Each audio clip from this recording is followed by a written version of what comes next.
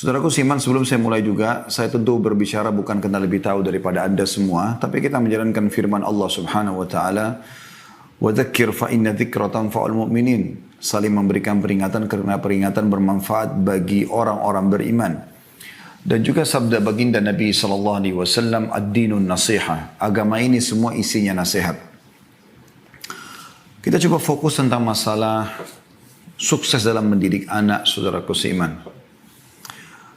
Saya coba merenung-renung pada saat melihat tema ini, maka saya melihat yang paling tepat untuk kita buka, yaitu hadis Nabi sallallahu alaihi wasallam yang kita semua sudah tahu, hadis Bukhari Muslim, di mana beliau bersabda, "Kullukum ra'in wa kullukum mas'ulun ar-ra'iyati." Kalian semua pemimpin dan kalian akan diminta pertanggungjawaban terhadap apa yang dipimpinnya.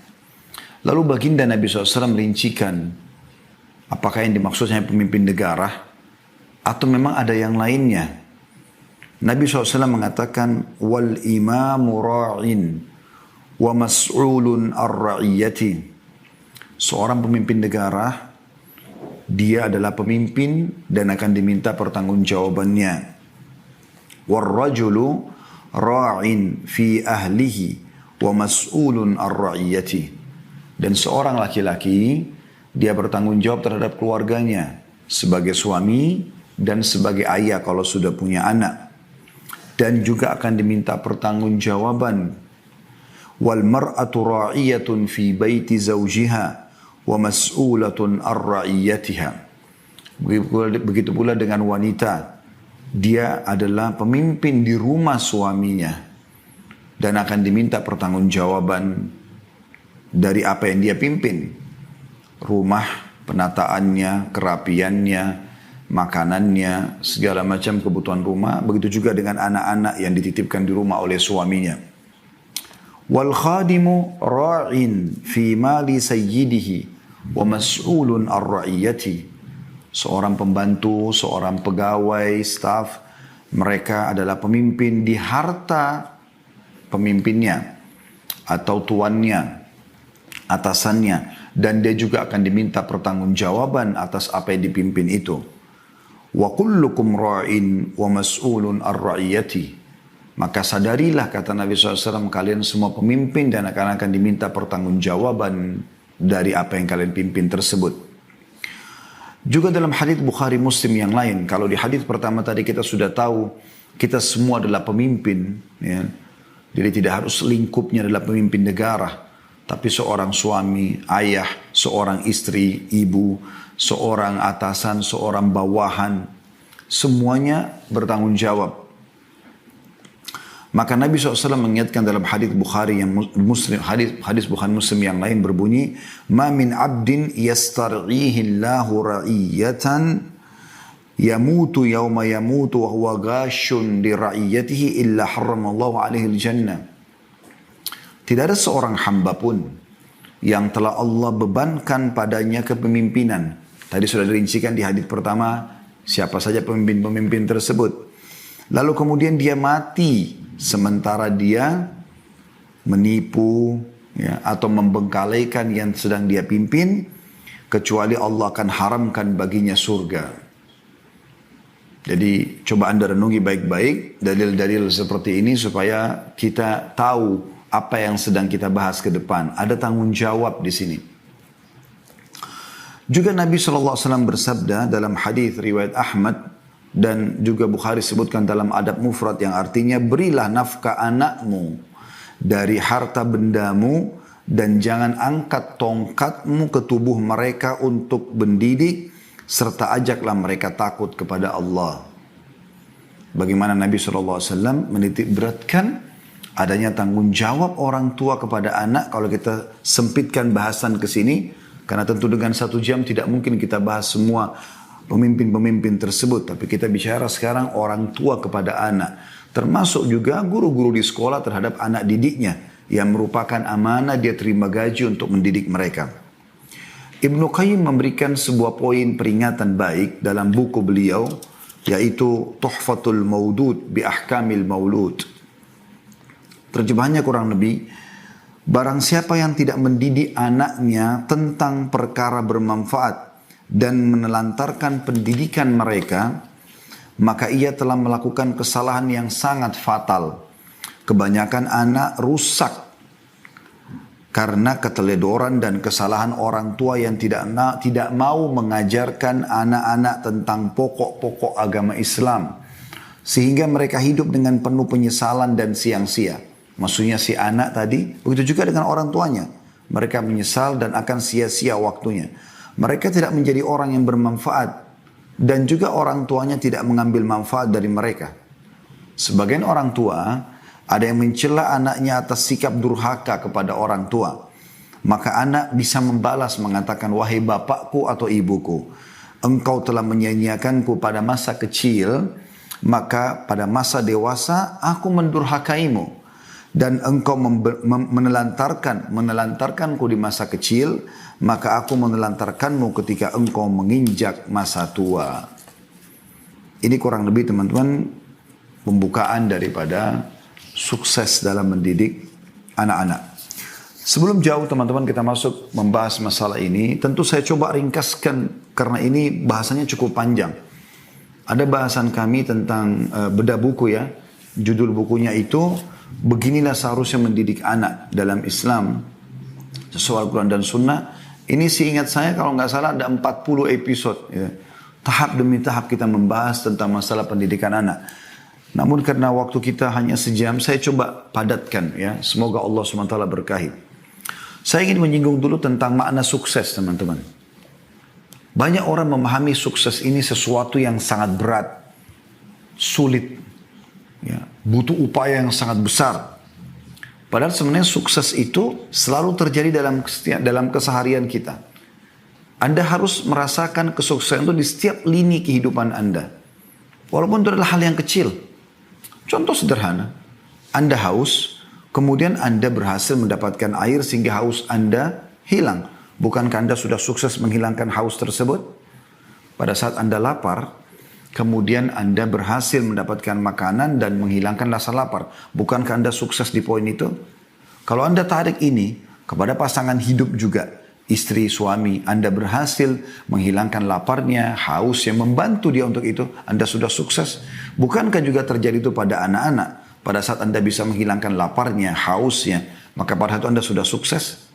Anda bisa beristirahat pada saat capek, Anda bisa berbicara pada saat Anda ingin menyampaikan sesuatu, Anda bisa menyanggah, bisa memberi masukan, bisa memulai, bisa menolak dan segala macam adalah kesuksesan.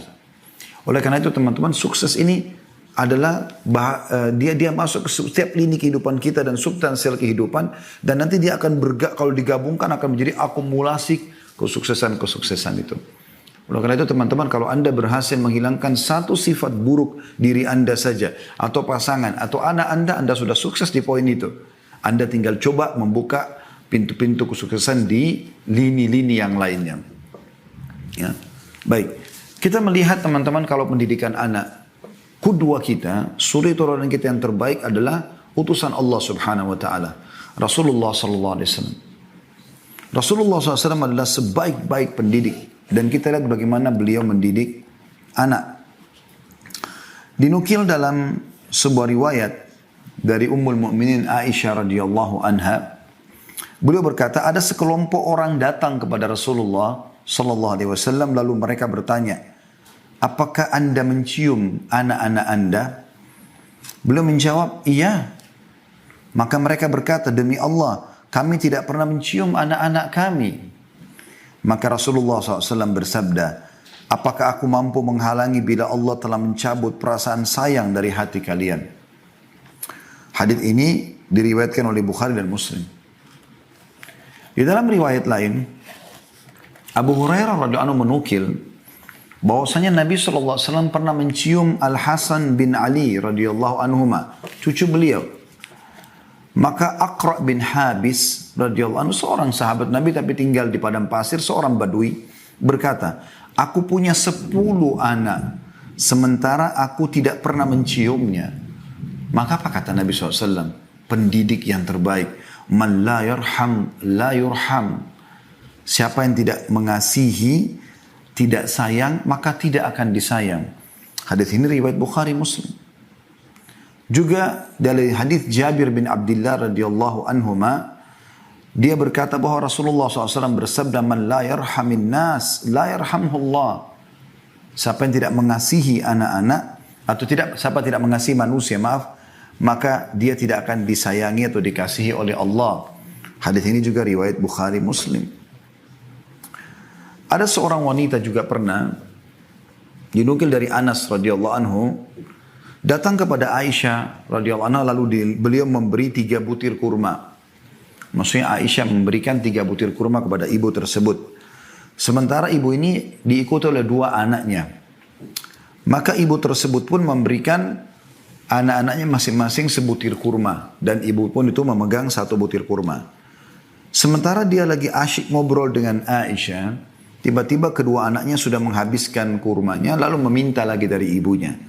Lalu ibu tersebut dengan penuh kasih sayang membelah 2 kurma yang dia belum makan, kemudian dia berikan kepada kedua anaknya.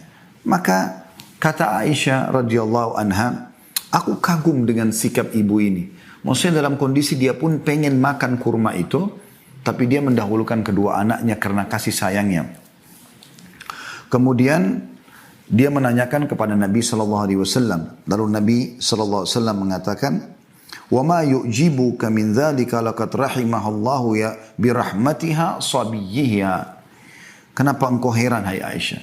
وَمَا يُؤْجِبُكِ مِنْ ذَلِكَ. Apa yang membuatmu heran dengan itu, hai Aisyah? Sesungguhnya Allah telah merahmatinya karena kasih sayangnya kepada kedua anaknya. Dalam riwayat lain, Allah telah memasukkan dia ke dalam surga karena perbuatan itu kepada anaknya. Hadis ini riwayat Bukhari. Ini salah satu metode yang digunakan Nabi SAW, yaitu mendahulukan kasih sayang, perhatian. Nanti kita akan bahas insya Allah teman-teman sekalian tentang kriteria pemimpin yang terbaik atau pemimpin yang baik. Ya. Tapi ini kita sedang membahas bagaimana Nabi SAW betul-betul meluangkan perhatian khusus buat anak-anak. Di dalam sebuah riwayat disebutkan juga dari Abu Qatadah Al-Harith bin Rib'i radhiyallahu anhu, bahwasanya Nabi SAW pernah berkata, "Inni la aqumu ila salati wa uridu an utawwila fiha." Aku berdiri mengerjakan salat dan aku ingin niat memanjangkan bacaannya. Fa'asma'u buka as-sabi fa'atajawwazu fi salati karahiyata an ashukka ala ummihi. Lalu aku tiba-tiba mendengarkan tangisan anak di saf wanita, maka aku meringkaskan salatku karena khawatir nanti ibunya menjadi sulit, ya, atau merasakan kesulitan antara memilih salat dengan anak. Itu saking pentingnya bagaimana anak punya perhatian khusus gitu. Walaupun kita sedang ibadah kepada Allah subhanahu wa ta'ala. Juga Abu Qatadah menukil, dia berkata radhiyallahu anhu, Rasulullah SAW sholat berjamaah sambil menggendong Umamah, ya, anaknya Zainab. Zainab ini anak Nabi SAW radhiyallahu anhu ajma'in. Ketika beliau sedang sujud, Umamah diletakkan di depannya, lalu beliau pada saat berdiri menggendongnya kembali.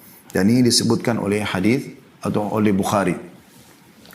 Juga Abu Hurairah radhiyallahu anhu menukil, dia berkata, saya mendengar dengan kedua telingaku dan melihat dengan kedua mataku bahwa Rasulullah SAW menarik kedua telapak tangan Al-Hasan dan Husain radhiyallahu anhuma, cucu beliau, meletakkan kedua telapak kakinya di atas telapak kaki Rasulullah SAW, lalu beliau bersabda, naiklah.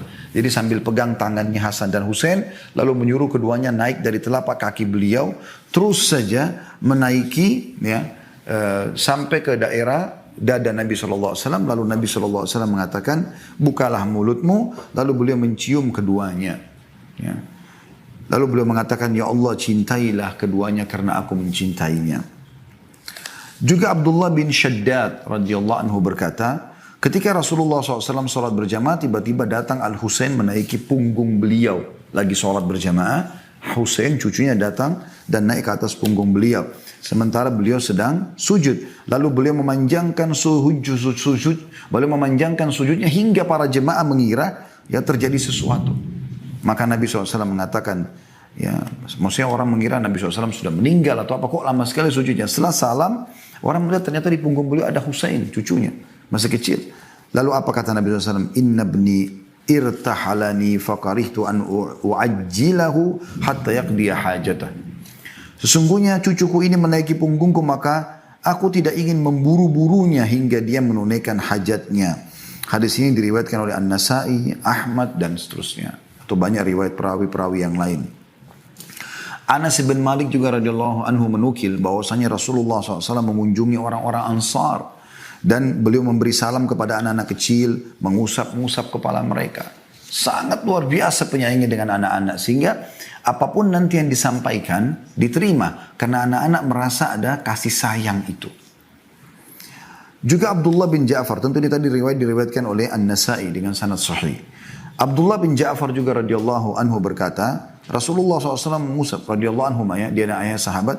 Ja'far ini kakaknya Ali bin Abi Thalib, lebih tua 10 tahun radhiyallahu anhum ajma'in. Kata Abdullah anaknya Ja'far, Rasulullah SAW mengusap kepalaku dengan tangannya.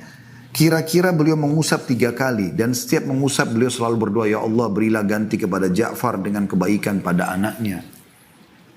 Dan hadis ini diriwayatkan oleh Ahmad dan Hakim dalam kitab Mustadrak dan dikatakan sahih. Dan kita tutup di bahasan ini teman-teman, di poin ini maksud saya yang sedang kita bahas tentang bagaimana Rasulullah SAW sebagai pendidik adalah riwayat Ibnu Asakir meriwayatkan dari Abdullah bin Ja'far juga radhiyallahu anhu, dia berkata, bila Rasulullah SAW datang dari pepergian, dari jihad, dari umrah, haji, beliau pada saat pulang, ya, beliau disambut oleh anak-anak kecil dari keluarganya. Selalu datang anak-anak di pintu-pintu gerbang Madinah. Pernah suatu ketika beliau datang dari bepergian dan aku adalah orang pertama yang menyambutnya, maka beliau memboncengku di depan beliau, maksudnya menggendong, ya, atau meletakkan di depan tunggangan beliau. Lalu salah satu dari kedua anak Fatimah Hasan Husain datang, lalu Rasulullah SAW memboncengnya di belakang beliau hingga kami masuk Madinah bertiga dalam atau naik satu tunggangan. Hadis ini atau riwayat ini diriwayatkan Imam Muslim. Juga disebutkan mirip dengan riwayat ini bahwasanya Nabi SAW kalau datang dikerumuni oleh anak-anak kecil Madinah. Mereka datang, ya, kemudian mereka mengurumuni Nabi SAW. Lalu Nabi SAW menggendong dengan tangan kanan, ada yang dengan tangan kiri, ada yang bergelantungan di kaki Nabi SAW dan di punggung beliau SAW. Ya, saking disukainya sama anak-anak kecil. Kemudian beliau kalau sudah tidak mampu lagi mengangkat, masih ada anak-anak datang, beliau mengatakan kepada para sahabat, gendonglah mereka. Padahal beliau dalam keadaan kondisi letih datang dari safar. Bagaimana, ya, suri teladan kita Nabi SAW memulai mendidik anak dengan kasih sayang. Baik teman-teman sekalian, kita coba lebih dalam membahas masalah ini. Kita akan coba bahas kriteria pendidik teladan. Ini terjadi buat orang tua juga, buat tentunya teman-teman yang menjadi tenaga pengajar di sekolah, ya. Saya berharap Anda sebagai orang tua harus menyadari anak-anak tidak diberikan oleh Allah SWT kepada Anda, ya, kecuali memang sebagai amanah. Ingat itu. Dan Anda tidak punya pilihan sama sekali. Anda sebagai laki-laki hanya punya sperma, itu pun Allah yang ciptakan. Anda yang ciptakan sperma juga itu. Dan Anda perempuan hanya punya sel telur dan perut di tempat untuk menampung bayi tersebut. Kemudian lahirlah bayi tersebut. Kita bahkan tidak bisa pilih laki-laki atau perempuan. Kita tidak bisa memilih bagaimana alisnya, matanya, hidungnya, bibirnya. Kita tidak bisa milih semuanya. Tidak bisa ada yang kita pilih sama sekali. Maka ini teman-teman sekalian, sebuah pelajaran penting. Ternyata ini bukan milik kita. Allah SWT amanahkan. Ya. Maka ada sebuah tanggung jawab di situ. Dan ada sebuah peluang pahala besar di situ. Begitu juga Anda sebagai guru di sekolah. Teman-teman sekalian, lupakan masalah gaji. Coba nikmati pekerjaan. Apa yang sedang kita kerjakan. Saya juga kebetulan lama menjadi guru. Baik itu di pesantren ataupun di universitas menjadi dosen. Dan saya melihat tidak ada cara yang paling efektif untuk bisa memberikan informasi yang tepat kepada anak didik kita. Kecuali dengan kita menikmati pekerjaan tersebut. Kita ikhlas. Saya pribadi menjadikan mereka adalah aset-aset amal jariah saya. Saya berharap siswa di pesantren dulu ayah saya didik di Makassar. Dan juga teman-teman mahasiswa dulu yang saya ajar di kampus. Saya berharap mereka tidak keluar kecuali mereka akan menjadi amal jariah buat saya. Saya berusaha menukil itu dan saya tidak pernah pikirkan masalah gaji yang saya terima. Karena itu pasti akan datang. Dalam istilah para ulama, ya, kalau kau kejar akhirat, duniamu akan ikut. Kalau kau kejar dunia, akhiratmu akan luput. Maka coba nikmati itu. Sehingga Anda tidak pernah menghubungkan antara bagaimana mengubah karakter yang buruk dari seorang anak, bagaimana kita membentuk dia menjadi seorang tokoh atau orang yang baik, ya, dengan gaji yang Anda terima atau upah yang Anda terima. Bagi kita adalah ini amal jariah. Bagaimana saya bisa mengubahnya? Imam Syafi'i rahimahullah pernah punya seorang murid, teman-teman sekalian. Itu muridnya lamban sekali kalau dia memahami sesuatu. Maka Imam Syafi'i tahu masalah itu. Dan dia selalu duduk di belakang orang itu. Apa yang terjadi? Imam Syafi'i rahimahullah seorang pendidik yang luar biasa. Dia tahu bukan upah yang dia pikirkan. Tapi yang dia pikirkan adalah pahala yang dia bisa dapatkan. Maka dia biarkan seluruh muridnya keluar. Kemudian dia tahan anak tersebut. Lalu mulailah beliau mengulang-ulangi materi itu pelan-pelan. Sampai anak itu faham. Sampai pernah anak ini mengatakan, wahai imam, saya orangnya begini. Anda tidak usah buang-buang waktu buat saya. Kata beliau, tidak. Sampai kau memahami apa yang saya sampaikan. Saking luar biasanya kalau orang kejar target akhirat, pahala, ya bagaimana menjadikan orang ini depan saya sebagai aset amal jariah itu luar biasa. Mirip dengan alam dakwah ya. Kalau saya pribadi, saya tidak pernah melihat kekurangan seseorang atau pelanggaran agama yang terjadi padanya adalah sesuatu yang harus saya perangi. Tetapi saya melihat itu adalah aset amal jariah buat saya. Ada wanita belum berhijab kah? Ada orang belum sholat kah? Ada orang belum puasa kah? Ada orang punya kesalahan apalah dalam agama. Bukan untuk kita musuhi. Justru kita tersenyum menjadikan itu sebagai kesempatan kita. Jangan didahului oleh orang lain untuk memberikan nasihat kepada dia. Berapa banyak orang yang kita bengkalikan, tidak kita nasihatin, tidak kita luruskan. Ternyata dia mendapatkan hidayah dari orang lain dan orang lain itu yang mendapatkan pahalanya. Imam Abu Hanifah rahimahullah. Anda kalau belum tahu beliau salah dari 4 imam mazhab. Anda sudah tahu alhamdulillah. Dan beliau dikenal dengan imam. Imam itu kayak tokoh. Seperti tokoh mazhab ya. Itu menghafal minimal 500.000 hadis kalau saya tidak salah. Dan sekian banyak, ya luar biasanya. Dan Imam Abu Hanifah itu sekarang mazhabnya umumnya diterapkan di Afrika, di Eropa, di India. Banyak menggunakan mazhab Abu Hanifah rahimahullah. Beliau itu mulai belajar agama, mulai lebih menekuni di umur 30 tahun lebih. Tapi bukan itu yang sedang kita bahas. Sebabnya adalah beliau pernah sholat di masjid. Kan? Beliau pedagang sutra di Irak. Kemudian beliau sholat di masjid. Pada saat beliau sholat ternyata cara sholatnya salah. Dan ditegur oleh orang di sebelahnya. Maaf tadi sholat anda salah, yang benar tuh begini. Misal begitu saja. Maka Abu Hanifah mengatakan saya pun malu. Masa saya di umur sekian masih salah sholatnya. Lalu beliau mulai mempelajari agama sampai menjadi tokoh madhab. Sekian juta orang sekarang mengikuti ajaran beliau. Ya, madhab beliau. Ya, yang dinukil tentang hukum fikih, tata cara sholat, puasa, dan luar biasa banyak yang lainnya. Pertanyaan sederhana teman-teman. Pernah nggak orang yang sedang menasihati Abu Hanifah tadi untuk membetulkan sholatnya berpikir yang dia nasihati ini akan menjadi imam madhab? Pernah nggak anda renungi teman-teman yang orang tadi meluruskan sholat satu kesalahan tadi ternyata bisa panen seluruh pahalanya Abu Hanifah rahimahullah. Itu luar biasa. Ya. Baik teman-teman. Kriteria pendidik yang baik, yang pertama bagi orang tua dan juga anak, bagi guru ya maaf, bagi orang tua dan juga guru pendidik di lembaga pendidikan. Yang pertama teman-teman, pemaaf dan tenang. Ini penting sekali, pemaaf dan tenang. Kalau orang sudah seperti kita sudah bisa mengontrol emosi segala macam, maka tentu orang tidak akan melakukan kesalahan. Dan kalau anda selalu yang terbawa adalah emosional, anda tidak akan pernah bisa memperbaiki orang. Perhatikan apa yang Allah sebutkan tentang masalah pemaaf ini. Allah sebutkan dalam surah Al-Imran. Surah nomor 3 ayat 134. Kalau anda yang sedang mengikuti acara kita ini bisa membuka aplikasi Al-Quran di handphone, coba dilihat ya. Al-Imran surah nomor 3 ayat 134. Allah subhanahu wa ta'ala berfirman. A'udzubillahi minasyaitonirrajim. Wal qadhimina al-ghaidha wal 'afina 'anil nas. Wallahu yuhibbul muhsinin. Ini tentu potongan ayat ya. Potongan ayat Al-Imran 134. Yang bunyinya, dan orang-orang yang menahan amarahnya. Qadhiminal ghaidh, kata ulama, ya, adalah orang yang marah dalam kondisi dia punya power, dia dalam kondisi benar, dia marah, dia bisa lampiaskan. Tapi dia qadhim artinya dia menahannya. Justru pada saat itu, wal qadhiminal ghaidh, Allah malah memuji mereka. Lalu Allah mengatakan, wal afina anin nas, orang yang suka memaafkan orang lain. Maafkan. Mereka masih jahil. Kalau mereka sudah tahu seperti kita, maka tentu saja mereka tidak akan lakukan. Maafkan mereka. Jadikan mereka tadi saya bilang aset amal jariah anda. Wallahu yuhibbul muhsinin, dan Allah suka orang-orang yang berbuat kebaikan. Maksudnya siapa? Tadi orang yang menahan emosinya, Padahal dia bisa melampiaskan karena dia seorang guru, dia orang tua, dia bisa main pukul, main segala macam hukum. Tapi tidak. Dia dahulukan sifat kasih sayangnya, pemaafnya. Dalam ayat yang lain, Allah SWT memerintahkan dalam surah Al-A'raf ayat 199. Al-A'raf 199 yang berbunyi, A'udzu billahi minasyaitonir rajim, khudil afwa wa'mur bil 'urfi wa'arid 'anil jahilin. Peganglah sikap memaafkan. Pelongkan. Tapi dia jahat Ustaz. Iya. Tapi kan dia bodoh Ustaz. Iya. Kita juga tahu. Semua juga orang tahu. Tapi agama Anda, Allah Tuhan Anda mengajarkan Anda apa? Allah mengatakan khudil afwa. Peganglah sikap memaaf itu. Dah. Kita ada masalah, maafin. Ya.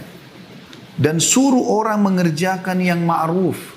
Ajarkan mereka supaya mereka tidak salah lagi. Dan berpalinglah dari orang-orang jahil. Maksudnya jangan jadikan mereka sebagai teman, tapi luruskan kesalahan. Juga dalam surah Al-Hijr ayat 85, ya, Allah Subhanahu wa taala berfirman, A'udzubillahi minasyaitonir rajim, fasfahis safhal jamil. Maafkanlah mereka dengan pemaafan yang baik. Awet muda berhasil akan mendidik. Itu luar biasa. Mendidik. Saya dapat kisah tentang Syekh Sudais, Abdurrahman Sudais, Imam Masjid Haram. Sekarang sudah 60 tahun lebih umurnya. Hafizahullah, beliau hafal Quran. Kalau baca Quran, siapa yang tidak suka suaranya? Saya pernah ke hutan Afrika, hutan di Irian ya. Itu saya dengar masjid, di sana tuh ada melantunkan tilawahnya Syekh Sudais. Saya sampai berpikir, kalau Syekh Sudais tahu suaranya sampai di hutan-hutan Irian ditilawakan, mungkin beliau menangis. Luar biasa gitu. Salah satu kisah pernah dinukil oleh seseorang mewawancarai beliau sambil bertanya, apa kata kunci suksesnya Anda ini? Apa kata beliau? Dulu waktu saya kecil kalau saya nakal, ya, maka ibu saya mengatakan, pergilah ke Masjid Haram, semoga kau jadi imam haram. Ibunya lagi marah, bukan malah marah, tapi dia malah mendoakan kebaikan. Dia mengatakan, pergilah ke Masjid Haram. Artinya, sekarang ke Masjid Haram terserah mau buat apa di Masjid Haram. Kalau sholat ikut sholat, ada ulama ikuti halakanya, tapi secara umum pergilah ke Masjid Haram. Semoga kau jadi imam haram. Selalu itu yang dinukil. Sambil tersenyum beliau mengatakan, itulah rahasia saya bisa menjadi imam. Banyak orang jadi imam Masjid Haram, tapi siapa yang dikenal? Pilihan dihitung jari, termasuk beliau. Hafizahullah. Baik teman-teman sekalian, tentu ini bahasannya panjang. Saya langsung masuk ke sifat yang kedua, yaitu tadi pemaaf. Yang kedua adalah lemah lembut dan menjauhi sifat kasar. Bedakan antara tegas sama kasar. Beda ya.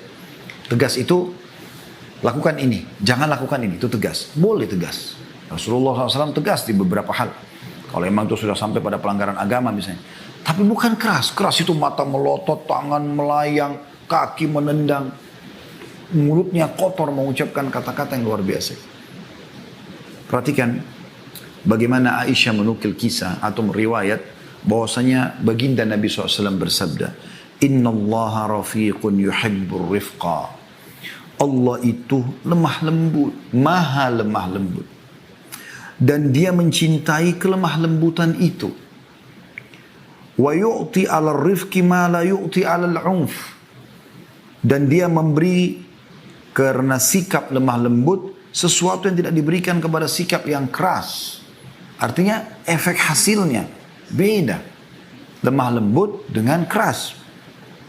Wa ma la yu'ti 'ala ma siwah. Dan juga segala sesuatu yang tidak diberikan kepada selainnya. Maksudnya selain lemah lembut. Apapun metode selain lemah lembut, maka akan efeknya beda dengan lemah lembut. Ya. Dan ini diriwayatkan, sudah disebutkan tadi oleh Bukhari. Ya. Atau dinukil sebelumnya ya. Kemudian Aisyah berkata juga, Nabi SAW bersabda, Idza aradallahu bi ahlil bait, idza aradallahu bi ahli baitin khairan adkhana alaihim rifqa. Ketahuilah, jika Allah menghendaki kebaikan pada satu keluarga, maka Allah akan memasukkan kepada mereka sikap lemah lembut. Hadis ini riwayat Ahmad, Bukhari, dan juga Al-Baihaqi. Jadi kalau di rumah Anda ada lemah lembut, tutur kata yang santun, suami pada istri, istri pada suami, orang tua pada anak, anak pada orang tua, berarti Allah sedang menginginkan kebaikan buat rumah tangga Anda. Ini luar biasa. Begitu juga dengan lembaga pendidikan tentunya. Ya. Kemudian dalam hadis yang lain kata Nabi SAW, Inna Allah rafiqun yuhibbur rifqa fil amri kullih. Allah itu maha lemah lembut dan dia mencintai kelembutan dalam segala urusan. Ya, kalau anda tadi mengatakan, mungkin nggak kita pilih-pilih. Kata Nabi SAW, segala urusan. Kelemah lembutannya. Ini diriwayatkan juga sama oleh Imam Ahmad tentunya. Juga Ummul Mukminin radhiyallahu anha menukil bahwasanya Rasulullah SAW bersabda, ini maksudnya Aisyah Ummul Mukminin radhiyallahu anha, "Alaikum birrifqi inna rifqa la yakunu fi syai'in illa zanah wa la yunza'u min syai'in illa syanah." Bersikap lemah lembutlah, sungguhnya tidaklah kelembutan terdapat pada sesuatu kecuali akan membuatnya indah, dan tidaklah dicabut dari segala sesuatu kecuali akan merusaknya. Diriwayatkan oleh Muslim.